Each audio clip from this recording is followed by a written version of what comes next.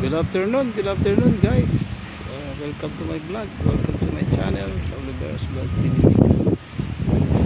Nandito po tayo sa project na itong kalsada sa may Open Canal. Ito'y halos 90% ng tapos. At mga ilang buwan na lang ito magdadaan. Dito tayo ngayon sa Open Canal. Mga guys, mga kababayan natin, may mga kaibigan ko sa YT, maraming salamat sa pagsubaybay ng aking channel, Oliver's Vlog TV Mix.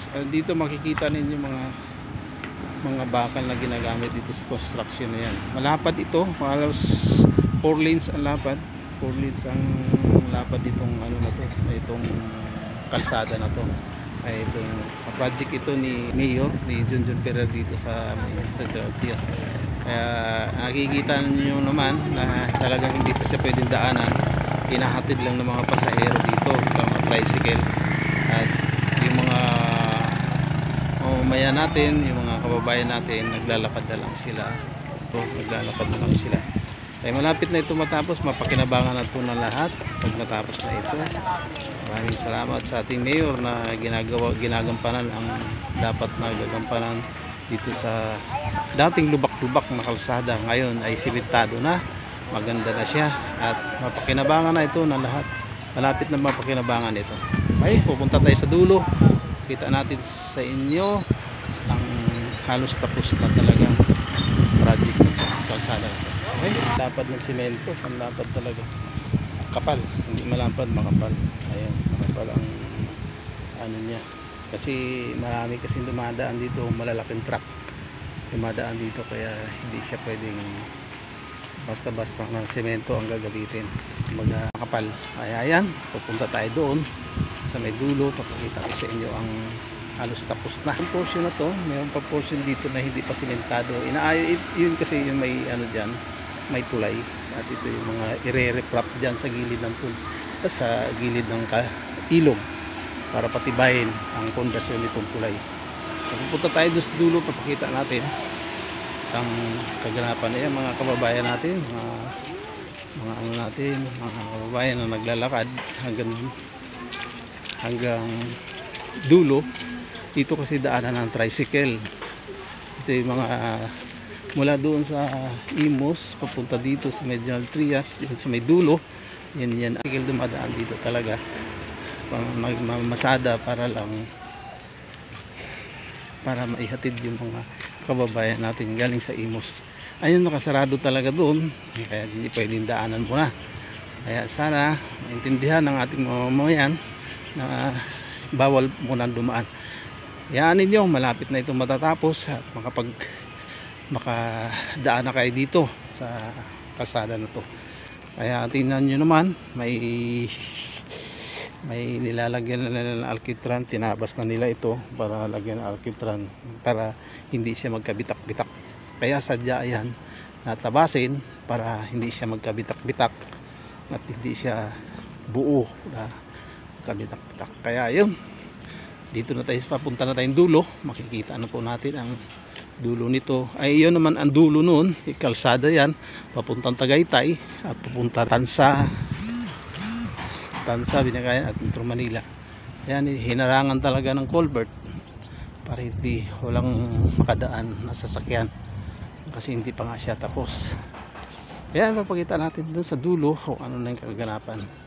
Malapit na itong matatapos guys, malapit na itong mapapakinabangan ng lahat. Kaya konting antay na lang, konting tiis sa mga mamamayan ng Cavite na dito dumadaan para shortcut saan silang pupunta, kung saan ang destination nila. Okay, patay.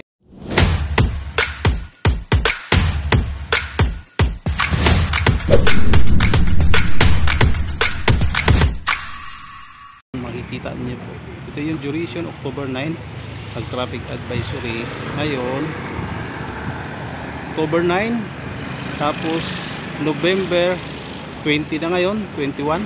Ito na yun, ito niya, makikita na ninyo halos isang buwan lang construction, isang buwan lang higit. Ayan, makikita ninyo naman halos tapos na ito. Lumulusot dyan mga tricycle, kaya hinarangan muna nila para hindi para hindi masira itong ano, kasi hindi pa siya talagang totally matibay, medyo basa pa ito. May hinarangan at may ginagawa pa sa dulo, hindi pwedeng istorbohin lang doon, may dumadaan tapos may istorbo yung gumagawa doon sa dulo sa may bandang tulay. Itong portion na to papuntang Tagaytay, ayan, Tagaytay di masyado matrapin. Portion na to papuntang Tansa, papuntang Cavite City, Tansa, Naik, o kung saan man pupunta sila. Okay, punta tayo sa dulo kung saan tayo nag vlog kanina. Balik tayo, ayan, kita nyo naman, lalakaran natin papunta doon. Ayan, andito tayo, pabalik tayo kasi nandun dyan yung sasakyan natin. Ito guys, ito mga kababayan, hinarang talaga to, sinadyang hinarang ito doon at saka doon sa kabila, kasi habang wala itong harang may lumulusot talaga, kung hindi motor, tricycle o kaya jeep. Kaya hinarangan ito para wala talagang munang dumaan hanggat walang abiso o yung munisipyo na pwede nang daan o kung sino man ang nakahawak sa project na to. Kaya hinarangan muna nila kaysa masira kaagad itong kalsada na to. Hindi, kaya hinarangan muna kasi baka may mga truck o mga jeep madaan dito, malalaking truck, kaya masira na agad yung kalsada kasi malambot pa ito ang ilalim nito, kaya di pa pwedeng daanan. Okay, punta tayo sa dulo, balik tayo doon sa pinuntahan natin. Aga ito, ayan, kung i-remove nyo yan, pasaway talaga kayo. Kung alisin nyo yan, ikakabig nyo para lang makadaan yung motor, talagang pasaway kayo. Kaya bawal ganyan side, dito lang pwede daan, huwag dumaan. Okay, tapos na, dito tayo magtatapos ng ating vlog, Olveros Vlog TV Mix. Maraming salamat guys, maraming salamat sa mga taga-subaybay ko, mga nanonood ng aking mga videos. Maraming salamat, Olveros Vlog TV Mix. Thank you so much. Bye.